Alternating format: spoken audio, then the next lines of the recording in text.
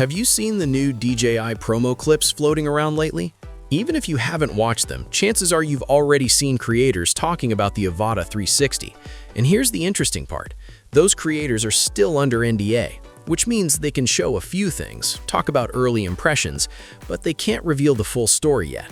The official launch is scheduled for March 26th, but DJI has already started letting people share limited previews.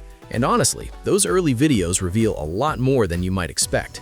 Today, we're breaking down the biggest details hiding inside those previews: the size, the camera system, the flying modes, and some surprising design changes that answer a few big questions about the Avata 360. So if you're curious about what DJI is about to release, stick around, because this drone might be very different from what the Avata line used to be.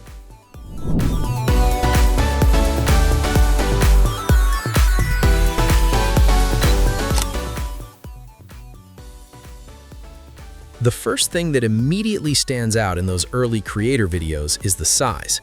The Avata 360 is clearly larger than previous Avata drones. At first, that sounds like a step backward, right?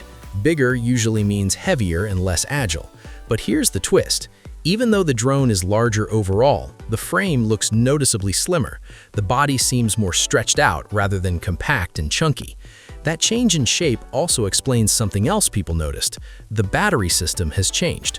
Earlier Avata batteries will not work with this new model, and the new battery will not fit the older drones either.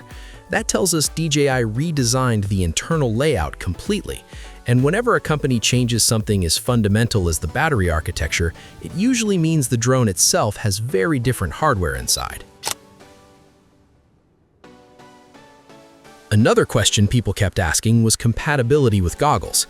In most early videos, creators are flying the Avata 360 using DJI Goggles N3, but according to several of them, the drone should also work with Goggles 3. That flexibility matters because many pilots already invested heavily in DJI's FPV ecosystem. And speaking of flying, the Avata 360 still supports multiple control styles. Manual mode remains available for experienced pilots who want full FPV control, including flips, dives, and freestyle moves. For beginners, there is an assisted flying mode that keeps things easier and more stable. And then there is head tracking mode. This is where things get really immersive. The camera responds to the pilot's head movements inside the goggles, allowing you to literally look around while flying. Now here's something creators have been openly discussing: the stitch line. Since the Avata 360 captures spherical footage using multiple lenses, the image has to be stitched together digitally. During flight, that seam can sometimes be visible in the goggles or live view. Think of it like a faint line where two camera feeds meet.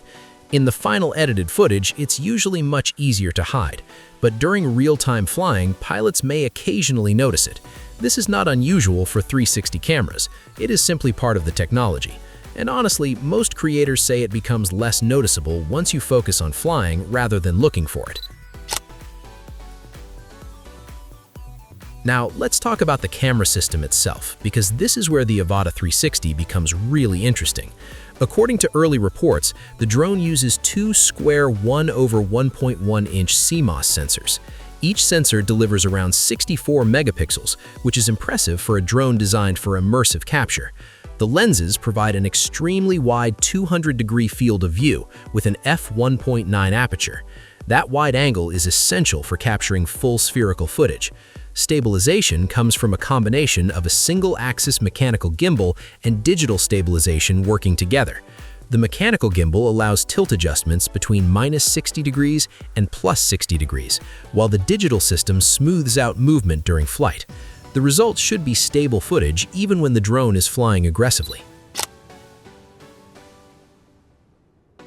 Beyond the camera, there are a few practical upgrades that many pilots will appreciate.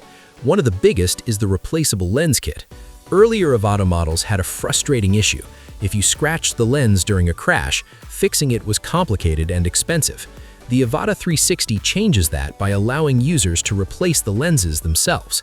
And considering how exposed those lenses are during FPV flying, scratches are almost inevitable.